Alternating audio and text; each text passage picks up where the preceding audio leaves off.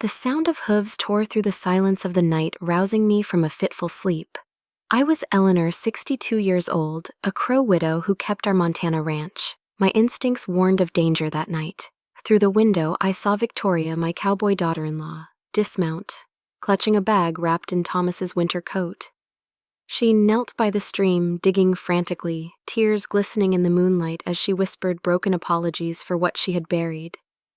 She rode away, and night fell again, my heart pounding as I crept toward the new mound, my trembling hands reaching for the truth hidden in the cold earth. I found something buried that would destroy our family forever, but should I have confronted evil immediately or saved the innocent? First comment below what you would have done, because this choice still haunts me. The ravens were screaming. That's what woke me before dawn on the morning everything changed. In Crow tradition, ravens bring messages from the spirit world, warnings that wise women ignore at their peril. I sat up in my narrow bed, listening to their harsh cries echoing across our Montana ranch, and felt ice settle in my bones despite the September warmth. At 62, I'd learned to trust these omens. My Crow mother had taught me to read the signs before she died of the white man's fever when I was barely 16. "Listen with more than your ears, little sparrow," she'd whispered in our native tongue. "The spirits speak to those who have eyes to see." I pulled on my worn buckskin dress, the one Thomas always frowned at, saying it made the neighbors uncomfortable, and stepped onto the porch of the small cabin I'd built behind the main house. The crazy mountains loomed like sleeping giants in the pre-dawn darkness, and somewhere in that wilderness my ancestors' spirits still wandered. The coffee I brewed over the fire tasted bitter as sage, matching my mood. Through the thin walls, I could hear movement in Thomas's cabin, my son preparing for another day of ranch work, unaware that his 32 years of life were about to be cut short by the woman sleeping beside him. But I didn't know that yet. I only knew something was wrong. Victoria emerged from the main cabin as the sun crested the mountains, her golden hair perfectly arranged despite the early hour. My daughter-in-law had been raised in Philadelphia society, where appearances mattered more than substance. Even here in the wilderness, she maintained that Eastern elegance that had first captivated my son 3 years ago. "Good morning, Eleanor," she called, her voice carrying that refined accent that never quite fit our rough frontier life. But there was something else in her tone today, a tension that made my Crow instincts sharpen like a blade. I watched her saddle her mare with practiced efficiency. Victoria had adapted to ranch life better than I'd expected, learning to rope and brand cattle with surprising skill. Yet she'd never truly accepted my heritage, never shown genuine interest in the Crow traditions I'd tried to share. She was polite but distant, like someone tolerating an unpleasant relative. "Thomas rode out early to check the north fence," she continued, avoiding my eyes. "I have personal business to attend to today. I may be quite late returning." The way she said personal business sent a chill down my spine. In my experience, people only used such vague terms when they were hiding something dangerous. "What kind of business?" I asked, though I already knew she wouldn't answer truthfully. "Nothing that concerns you." Her green eyes flashed with something cold and calculating. "Don't wait supper for me." As I watched her ride toward the creek that bordered our property, carrying a heavy bundle tied behind her saddle, every instinct my mother had given me screamed danger. The ravens had fallen silent, which somehow felt worse than their earlier warnings. I should have followed her, should have trusted the ancient wisdom flowing through my mixed blood, should have remembered that evil often wears a beautiful face. Instead, I stood there like a fool, watching my son's wife disappear into the cottonwoods with murder in her heart and my grandson's life in her hands. I had the blood of warriors in my veins, yet I let politeness override my survival instincts. When you sense someone close to you is capable of unspeakable evil, do you act on suspicion alone? Or do you stay silent and become an accomplice to the darkness you failed to stop? The moon was dark when Victoria returned. I hadn't slept, couldn't sleep with those raven warnings still echoing in my bones. Instead, I sat by my cabin window wrapped in my grandmother's buffalo robe, watching the creek where the cottonwoods cast twisted shadows in the starlight. Thomas had come home hours ago, exhausted from mending fence, and fallen into bed without asking where his wife had been all day. My son trusted too easily. It was both his greatest strength and I feared his fatal weakness. Near midnight, I heard hoofbeats approaching from the south. Victoria's mare picked her way carefully through the darkness, and even from a distance I could see my daughter-in-law's rigid posture in the saddle. She was carrying something the same heavy bundle she'd taken that morning, but now it seemed different somehow. Smaller, heavier, with a weight that had nothing to do with size. She dismounted near the creek, perhaps 50 yards from my window, clearly believing herself unobserved. The bundle was wrapped in what looked like Thomas's old winter coat tied with rope. Victoria struggled with its weight as she carried it toward the water's edge, and I noticed she'd brought a shovel. Every crow instinct I possessed screamed danger. I slipped from my cabin like smoke, my moccasins silent on the frost-hardened ground. My mixed blood had given me advantages in this wilderness. I could move through shadows like my mother's people, unseen and unheard when necessary.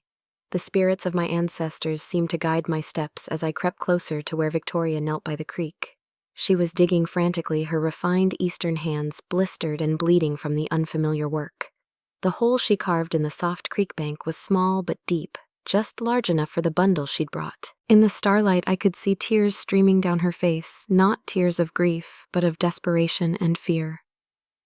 "Please forgive me," she whispered to the bundle as she lowered it into the makeshift grave. "I had no choice. I couldn't let you ruin everything." The words turned my blood to ice water. Whatever was in that bundle had been alive when she'd taken it from our ranch that morning. Victoria covered the hole quickly, packing earth and stones over whatever she'd buried, then scattered dead leaves to hide her work. She stood there for a long moment staring at the unmarked grave before mounting her mare and riding back toward the house. I waited until her footsteps faded before approaching the burial site. The ground was still soft, disturbed. My hands shook as I began to dig, using a sharp stone when the earth became too hard for my fingers. The crow part of me whispered that some secrets were better left buried, but the grandmother in me, though I didn't yet know that's what I was, demanded the truth. The bundle was lighter than I'd expected, wrapped in Thomas's coat and tied with kitchen twine. My heart hammered against my ribs as I loosened the knots with trembling fingers. The fabric fell away, and I found myself staring at a sight that stopped my breath entirely. A baby, a newborn child, pale and still wrapped in a blood-stained nightgown I recognized as Victoria's. His tiny face was blue-white in the starlight, his lips the color of winter sky. He wasn't breathing, but when I pressed my ear to his chest, I heard it the faintest flutter of a heartbeat, weak but persistent. He was alive, barely impossibly alive. I gathered him against my chest, feeling his cold skin through the thin fabric, and ran toward my cabin faster than these old legs had carried me in years. Behind me, the creek whispered secrets to the darkness, and somewhere in the main house, Victoria was probably washing grave dirt from her hands while my son slept beside her, never knowing she'd just tried to murder his child. I held a dying baby in my arms while his mother slept peacefully 50 yards away. Should I have confronted Victoria immediately, or was I right to focus on saving the child first? When you catch someone in an act of pure evil, what's your moral obligation? Justice or mercy? Dawn was breaking as I burst through Dr. Margaret Stone's door, the half-frozen baby clutched against my chest like a prayer made flesh. "Margaret!" I shouted, not caring that I was waking half the territory. "Dear God, Margaret, help me!" Dr. Stone appeared in her nightgown, her graying hair loose around her shoulders, but her hands were already reaching for the child before she was fully awake. She was the only trained physician within 50 miles, a woman who'd come west after losing her husband in the war and had saved more lives in this wilderness than most men twice her size. "What happened?" she demanded, taking the baby to her examination table while lighting every lamp in her small clinic. "This child is nearly frozen. How long has he been exposed?" "Hours," I gasped, unwilling to say more until I understood what we were dealing with. "Maybe longer. I found him by the creek." Her skilled hands worked over the tiny body, checking for breath, heartbeat, signs of life. The baby was so still, so pale that for terrible moments I thought we were too late. But Margaret's face showed the focused calm of someone who'd delivered babies in blizzards and sewn up gunshot wounds by candlelight. "He's alive," she said, finally wrapping him in warm blankets she'd heated by the fire. "Barely, but alive. This child was born recently, within the last day or two. Where's his mother?" The question I'd been dreading. I looked into Margaret's sharp brown eyes and saw the intelligence that had made her one of the most respected people in our territory. She would want the truth, and she deserved it. but the truth would destroy my son's marriage and possibly his life. I don't know, I said, which was both a lie and the truth. I knew who had given birth to this child, but I didn't know the woman who could bury her own baby alive. Margaret's expression told me she didn't believe my evasion, but she was too skilled a doctor to press the issue while a life hung in the balance. I need to get his body temperature up slowly. Too fast, and we could kill him. And Eleanor. She paused, studying my face. This baby needs more help than I can give him alone. We need supplies, warm milk, someone to help watch him around the clock. Word spread through our small community like wildfire on dry grass. By mid-morning, my cabin was filled with neighbor women, each bringing what they could: soft blankets, goat's milk, herbs for strengthening tea. Samuel Hayes arrived with his wife Martha, both of them grim-faced but ready to help. Even young Jimmy from our bunkhouse appeared with an armload of firewood and questions in his eyes. "Whose baby is this, Eleanor?" Samuel asked quietly while the women fussed over the child. He was a good man, a fellow rancher who'd helped us through hard times, but he was also sharp enough to know something wasn't right about the situation. "A child who needed help," I replied, watching as the baby's color slowly improved under Margaret's care. "That's all that matters right now." But Samuel's weathered face showed he wasn't satisfied with that answer. "Found by the creek, you said. In this weather, Eleanor, babies don't just appear in the wilderness. Someone left this child to die."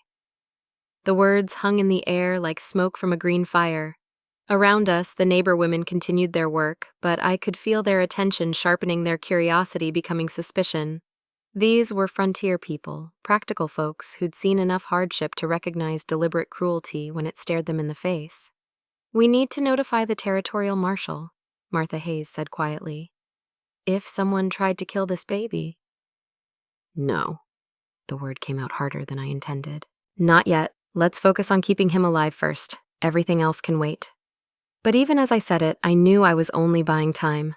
In a community, this small secrets had a way of surfacing like bodies in a river, and somewhere in the main house, Victoria was probably wondering why so many neighbors had gathered at dawn, and whether her buried secret was still safely hidden.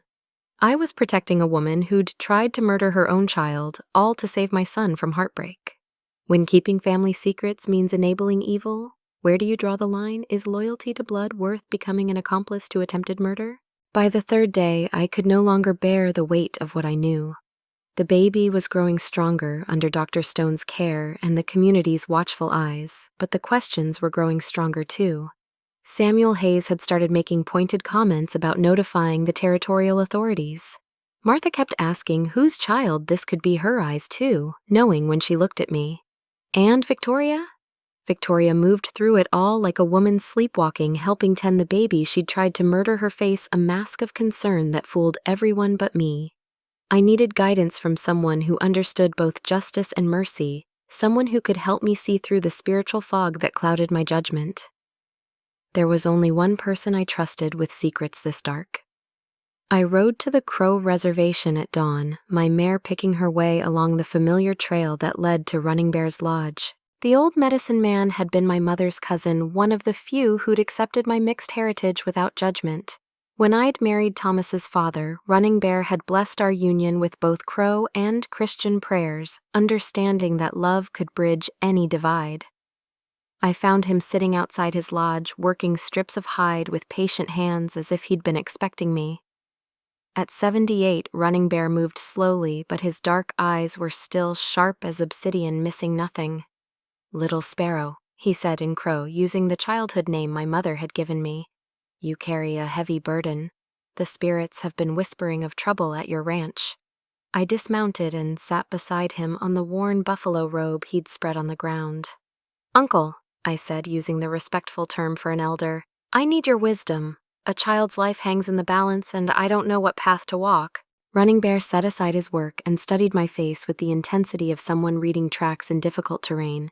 "Tell me everything, child. Hold nothing back. The spirits cannot guide us if we hide truth behind fear." So I told him everything. Victoria's midnight burial, the baby barely alive in the grave, my decision to protect Thomas by hiding his wife's crime. Running Bear listened without interruption, his weathered face growing more grave with each revelation.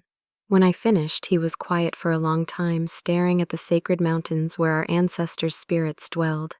Finally, he reached into his medicine bag and withdrew a handful of sage and sweetgrass. "We will ask the spirits to show us the truth," he said, lighting the herbs in his fire. "But first, you must be prepared to see what they reveal. Truth is like winter wind, it cuts through everything, even what we wish to keep hidden." The smoke rose between us, carrying our prayers to the spirit world. Running Bear began to chant in the old language words that spoke of justice and protection of children who needed defending and mothers who had lost their way. As the sacred smoke swirled around us, I felt something shift in my understanding, like pieces of a broken pot suddenly showing their true pattern. "The child," Running Bear said suddenly, his eyes still closed. "He carries the blood of your blood. The spirits show me a young man with your son's face but grown to manhood. This baby is your grandson, Little Sparrow." The words hit me like lightning. My grandson.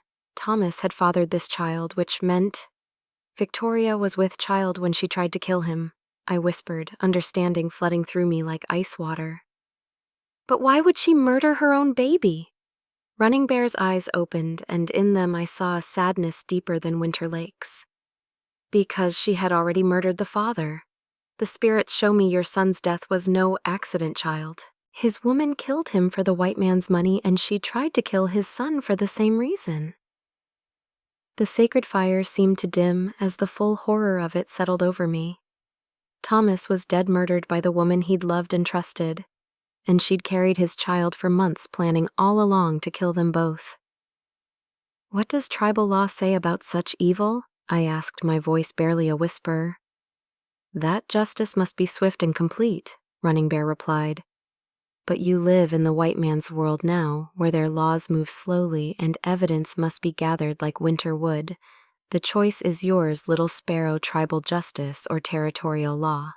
I had to choose between my people's swift justice and the white man's slow courts. Victoria had murdered my son and tried to kill my grandson. Which justice system would you trust with such evil? When the law fails, do we have the right to take justice into our own hands? Armed with Running Bear's spiritual confirmation, I rode back to the ranch with the fury of my ancestors burning in my veins. Thomas had been murdered, and his killer was sleeping in his bed, tending his child with blood-stained hands, while the whole community praised her motherly devotion. But spiritual truth wouldn't be enough for territorial law. I needed evidence the white man's courts would accept. I waited until Victoria rode out to check the cattle, her daily ritual of maintaining innocence, before searching Thomas's cabin. My hands shook as I went through his personal belongings, looking for anything that might explain why she'd killed him. In a wooden box beneath his bed, I found what I was seeking, Thomas's will written in his careful hand just 2 weeks before his death. The document was simple but devastating. Thomas had left everything: the ranch, the cattle, his savings, to any children born of my marriage to Victoria Hayes Whitman. Not to Victoria herself, but to his children. My son had suspected something was wrong with his wife, and he'd protected his unborn child the only way he knew how. But there was more. Folded inside the will was a letter addressed to me, dated the day before Thomas died.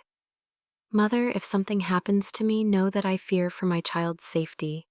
Victoria has been asking strange questions about my will, about what would happen if I died. She's been meeting with strangers in town, men I don't recognize. I've changed my will to protect the baby, but I'm afraid it won't be enough. If you're reading this, please watch over my child. Don't let Victoria." The letter ended there, unfinished. Thomas had run out of time to warn me properly, but he'd tried. My son had died knowing his wife meant to kill him, and he'd spent his last days trying to protect a child he'd never lived to hold. I was still staring at the letter when Sheriff Morrison appeared in the doorway, his weathered face grim. James Morrison was a good man, a Civil War veteran who'd brought real law to our territory, but he was also cautious, too cautious for the justice my grandson needed. "Eleanor," he said, removing his hat respectfully. "Samuel Hayes sent word about the baby. Says you found him by the creek, near dead from cold." "That's right." I folded the letter carefully and slipped it into my dress pocket. "Someone tried to kill that child, Sheriff." "Any idea who might do such a thing?" His pale blue eyes were sharp, missing nothing. "Baby that young had to come from somewhere close. Someone in our community gave birth recently and kept it secret. I looked at this man who represented territorial justice, slow, methodical, requiring evidence and witnesses and legal procedures that could take months while Victoria walked free. In Crow law, we would have confronted her, immediately demanded she face the consequences of her evil. But I lived in both worlds now, and I had to choose carefully. I have suspicions, I said finally, but I need to gather more evidence before I make accusations. Morrison nodded, but his expression told me he wasn't entirely satisfied. Eleanor, if you know something about this child's parentage, you need to tell me. Attempted murder is a hanging offense, even in territorial court. After he left, I sat in Thomas's cabin holding my son's final letter and feeling the weight of impossible choices. The baby was growing stronger each day, but Victoria was growing more confident too, playing the role of concerned neighbor while secretly knowing she'd failed to kill her own child. That evening, as I fed little Wolf, I'd started thinking of him by the crow name Running Bear had whispered during our ceremony. Victoria appeared at my cabin door. "Eleanor," she said, her voice honey-sweet with false concern. "I've been thinking about that poor baby. Since no one has claimed him, perhaps James and I should take him in. We have more room, more resources. It would be the Christian thing to do." The audacity of it stole my breath. She wanted to adopt the child she'd tried to murder, probably to finish what she'd started once the community's attention moved elsewhere. "That's very generous," I managed to say, "but I've grown attached to him. I think I'll keep him." Something flickered behind Victoria's green eyes, surprise, then calculation, then what might have been fear. "Of course," she said smoothly, "but if you change your mind..." After she left, I barred my door and loaded Thomas's rifle. Because I'd seen something in Victoria's face that told me she'd realized her mistake in letting the baby live, and she was already planning to correct it. She wanted to adopt the baby she'd tried to murder to finish the job properly this time. I could expose her immediately and risk a legal battle I might lose, or wait for more evidence while my grandson remained in danger. When you know someone is evil but can't prove it, do you act on certainty or wait for justice? I couldn't fight Victoria alone, not when she'd already proven capable of murder and was planning to strike again. That night, I sent word through the territory's informal network of neighbors and friends, meet at the schoolhouse at dawn. Urgent matter concerning the baby's safety. They came. Samuel and Martha Hayes, Dr. Margaret Stone, young Jimmy from our bunkhouse, even old Pete, who rarely left his claim except for supplies. Most surprising of all, Running Bear arrived with 2 other crow men, their faces painted for war council. In the frontier, when someone called for help, you answered no questions asked until everyone was gathered. I stood before this unlikely assembly as the sun rose over the crazy mountains, holding Thomas's final letter in hands that no longer trembled. These people had become my family over the years, bound together by the harsh demands of frontier life. Now I needed them to help me save my grandson's life. "Friends," I began, my voice carrying clearly in the crisp morning air, "I asked you here because a child's life hangs in the balance and I can't protect him alone." I told them everything. Victoria's midnight burial, the baby's near-death Thomas's will, and a final letter, Running Bear's spiritual confirmation that the child was my grandson. I watched their faces change as the full horror of it settled over them, shock, disgust, and finally a cold anger that matched my own. "You're saying Victoria murdered Thomas?" Samuel's voice was tight with controlled fury. "And tried to kill her own baby?" "For money," I confirmed, showing them the will. "Thomas left everything to his children, not to her. She killed him thinking she'd inherit, then discovered the baby would get everything if he lived." Dr. Stone's face had gone pale. "I delivered babies for women who kept their pregnancies secret before, but I never suspected. She must have given birth alone, then tried to dispose of the evidence." "The question now," Sheriff Morrison said he'd arrived quietly during my explanation, "is what we do about it. We have strong evidence, but Victoria's already suspicious. If she realizes we know the truth, she'll run," Martha finished. "Or worse, she'll try again to kill the baby." Running Bear spoke for the first time, his English careful but clear. "In Crow law, when someone murders family, the whole tribe seeks justice. This woman killed Little Sparrow's son and tried to kill her grandson. She has made herself enemy to all of us." The old medicine man's words seemed to crystallize something in the group. These weren't just neighbors anymore. They were a tribe bound by shared outrage and determination to protect an innocent child. "She's been acting strange lately," Jimmy offered, "asking questions about the trails south where a person might go to disappear. Yesterday I saw her packing supplies like she was planning a long journey." "Then we don't have much time," Sheriff Morrison said grimly. "If she's planning to run, she'll want to eliminate the witness first." He looked at me. "Eleanor, you and the baby need protection, and we need to find Victoria before she can strike again." Samuel stood, his weathered rancher's hands clenched into fists. "I say we form a proper posse. Search every inch of this territory until we find her." "Agreed," Dr. Stone said firmly. "But we do this right. No vigilante justice. We capture her alive and let territorial law handle the punishment." Running Bear's dark eyes met mine across the circle. In them, I saw the patient wisdom of my people, but also something harder, the promise that if territorial law failed, justice would not. "We'll split into search teams," Morrison decided. "Cover all the likely escape routes. Samuel take the south trails. Jimmy and Pete check the old mining camps. Running Bear? Your people know this country better than anyone. We will watch the sacred places," the medicine man interrupted. "Places where white law cannot follow but Crow justice can." As the meeting broke up and people began preparing for the search, Martha Hayes approached me with little Wolf in her arms. The baby was awake, his dark eyes so like Thomas's, looking up at her with innocent trust. "Eleanor," she said quietly, "whatever happens out there, know that this child will never be alone. We're all his family now."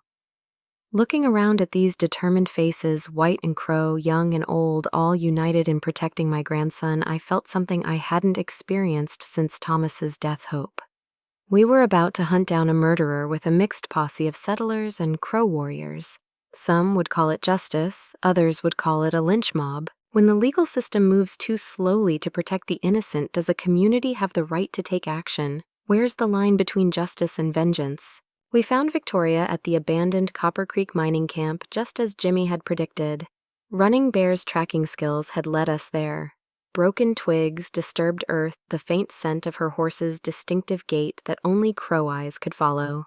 She'd chosen her hiding place well, a played-out mine shaft where desperate men had once clawed gold from the mountain's bones, now empty, except for rotting timber and broken dreams. But she hadn't counted on facing the combined wisdom of two peoples united in righteous anger. I crouched behind a boulder with Sheriff Morrison, watching Victoria through the gray dawn light as she loaded supplies onto her mare. She moved with the frantic energy of someone who knew her time was running out, constantly glancing over her shoulder as if she could feel our eyes upon her.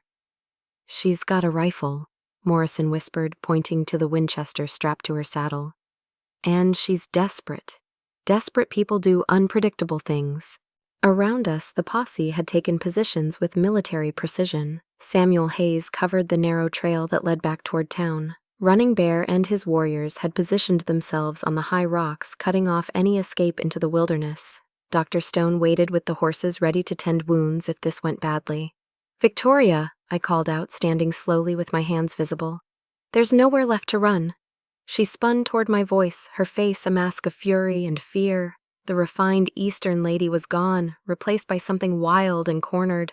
Her golden hair hung in tangles, her dress was torn and stained with dirt, and her green eyes held the desperate gleam of a rabid animal.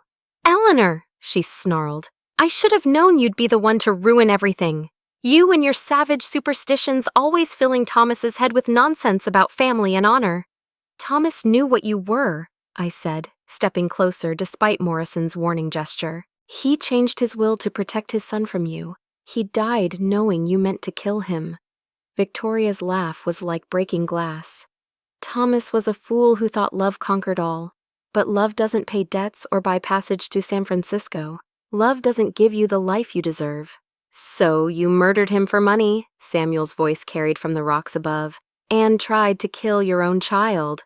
"That baby was never my child," Victoria screamed, her composure finally cracking completely. "It was a chain around my neck, a burden that would have trapped me in this godforsaken wilderness forever. I gave it life, and I had every right to take that life away." The words hung in the air like smoke from a funeral pyre. Around us, I could feel the posse's anger crystallizing into something harder and more dangerous. In Crow tradition, a woman who killed her own child had committed the ultimate abomination, an act that demanded the harshest justice. "Drop the rifle, Victoria," Sheriff Morrison called out, stepping into view with his badge gleaming in the morning light. "You're under arrest for the murder of Thomas Whitman and the attempted murder of his child." For a moment, I thought she might surrender. Her shoulders sagged and the rifle wavered in her hands. But then her eyes found mine, and I saw the calculation there, the same cold intelligence that had planned Thomas's death so carefully. "If I can't have the money," she said, raising the Winchester toward me, "then no one gets to be happy." The shot echoed off the canyon walls like thunder, but it wasn't Victoria's rifle that fired. Running Bear's arrow took her in the shoulder, spinning her around and sending her weapon clattering across the rocky ground. Before she could recover, Samuel and Jimmy were on her, pinning her face down in the dirt, while Morrison secured her hands with iron shackles.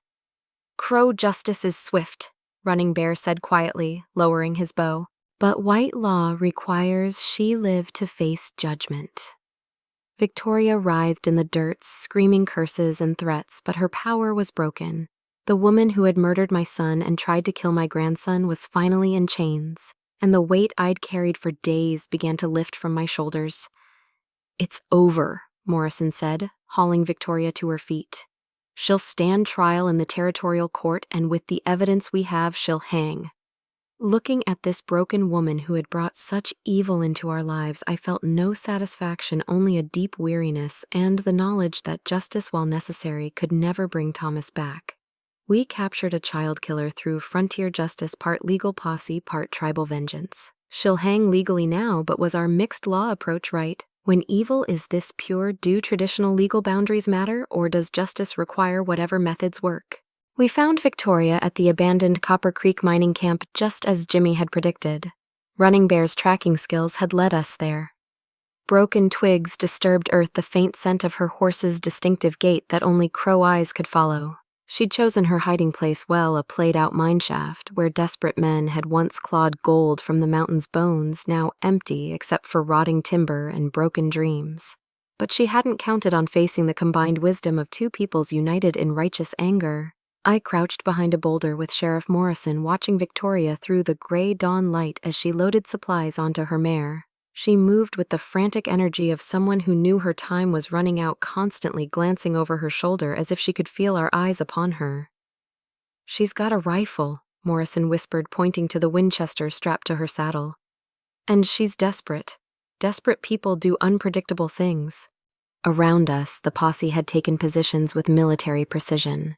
Samuel Hayes covered the narrow trail that led back toward town. Running Bear and his warriors had positioned themselves on the high rocks, cutting off any escape into the wilderness. Dr. Stone waited with the horses, ready to tend wounds if this went badly.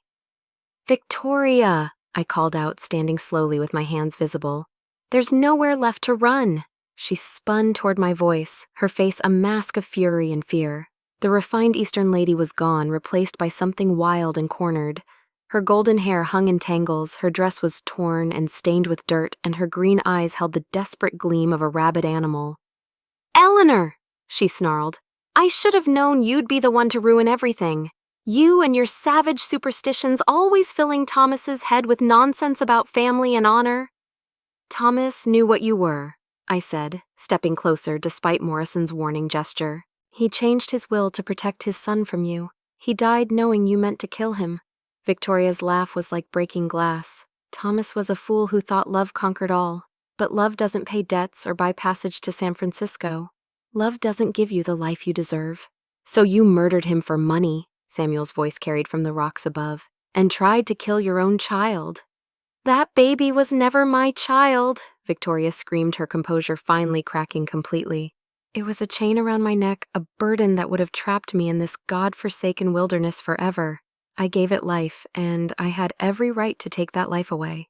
The words hung in the air like smoke from a funeral pyre. Around us, I could feel the posse's anger crystallizing into something harder and more dangerous. In Crow tradition, a woman who killed her own child had committed the ultimate abomination, an act that demanded the harshest justice. "Drop the rifle, Victoria," Sheriff Morrison called out, stepping into view with his badge gleaming in the morning light. "You're under arrest for the murder of Thomas Whitman and the attempted murder of his child." For a moment, I thought she might surrender. Her shoulders sagged and the rifle wavered in her hands. But then her eyes found mine, and I saw the calculation there, the same cold intelligence that had planned Thomas's death so carefully. "If I can't have the money," she said, raising the Winchester toward me, "then no one gets to be happy." The shot echoed off the canyon walls like thunder, but it wasn't Victoria's rifle that fired. Running Bear's arrow took her in the shoulder, spinning her around and sending her weapon clattering across the rocky ground. Before she could recover, Samuel and Jimmy were on her, pinning her face down in the dirt, while Morrison secured her hands with iron shackles. "Crow justice is swift," Running Bear said quietly, lowering his bow.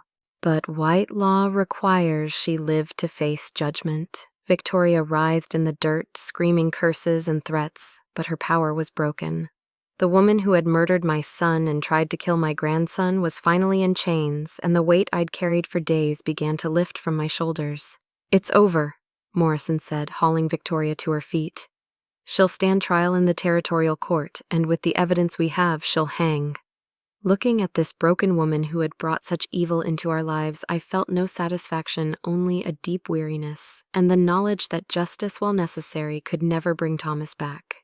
We captured a child killer through frontier justice, part legal posse, part tribal vengeance. She'll hang legally now, but was our mixed law approach right? When evil is this pure, do traditional legal boundaries matter, or does justice require whatever methods work? 2 years had passed since Victoria's execution, and Tommy was growing into a sturdy frontier boy with his father's gentle eyes and what I suspected was his grandmother's stubborn streak.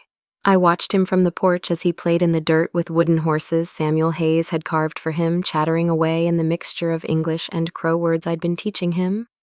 At 3 years old, he was already showing signs of the cultural bridge he would need to become comfortable with both the practical demands of ranch life and the spiritual wisdom of my mother's people.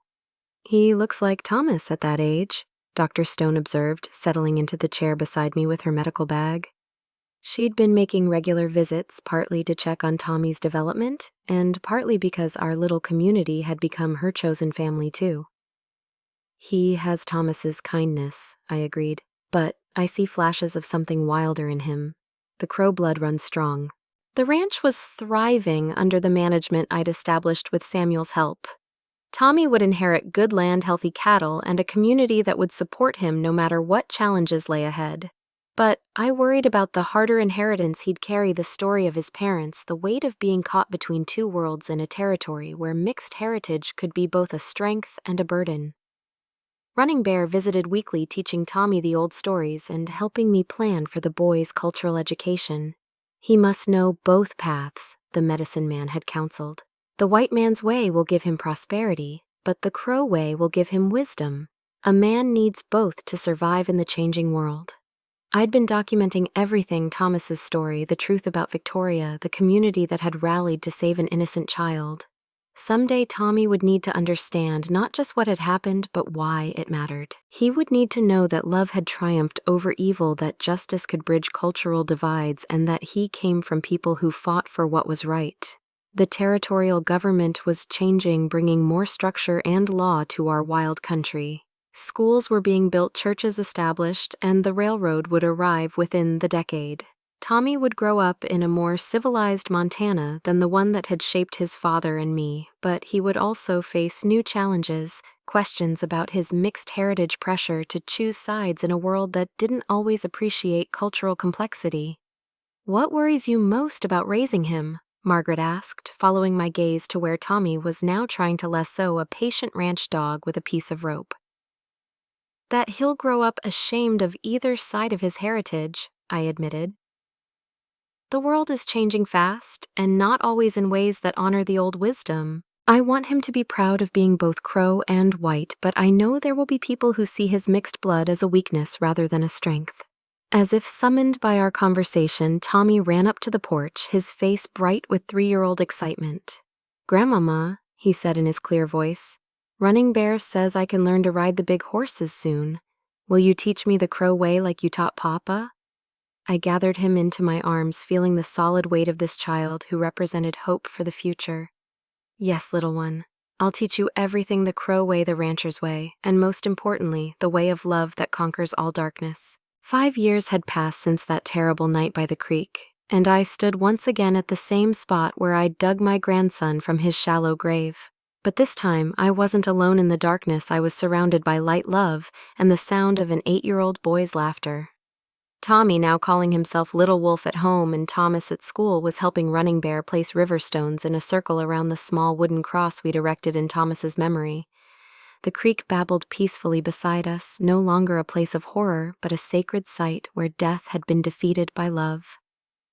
Tell me the story again, Grandmama, Tommy said, his dark eyes serious in the way children get when they sense they're part of something important.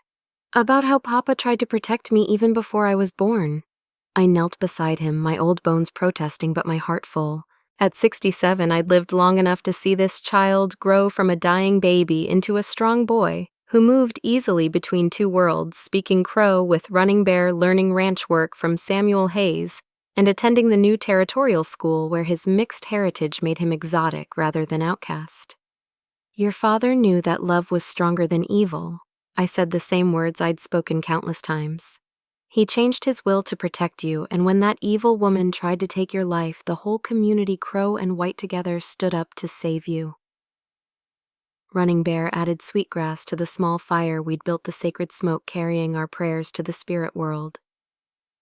Your father's spirit watches over you, Little Wolf, and your grandmother's courage saved not just your life, but showed our peoples that we are stronger together than apart. The old medicine man was right. Our little community had become something unique in the Montana Territory, a place where cultural differences were celebrated rather than feared, where Crow wisdom and frontier practicality worked hand in hand. Tommy was growing up bilingual, bicultural, and beloved by everyone who knew his story. Will you tell your children about all this someday? I asked him, watching as he carefully arranged stones in the pattern Running Bear had taught him. Tommy nodded solemnly. I'll tell them about Papa's love and your courage and how good people fought evil together. And I'll tell them that being different isn't something to be ashamed of, it's something that makes you strong. As the sun set over the crazy mountains, painting the sky in the sacred colors my mother had taught me to honor, I felt a deep peace settle over my soul. Thomas was gone, but his son would carry forward the best of both our peoples. Victoria's evil had been defeated not just by justice, but by the love of a community that refused to let darkness win. The creek whispered its eternal song, and somewhere in that sound, I heard Thomas's voice telling me I'd done well. His son was safe, loved, and growing into the kind of man who would make both his father and his mixed heritage proud. The circle was complete. Love had conquered all. The Montana wind still carries whispers of that terrible night when evil tried to triumph over love. But as I watch my great-grandson play in the same creek where I once dug his father from a shallow grave, I know that some stories end exactly as they should, with justice served, love victorious, and the next generation stronger for the trials that came before.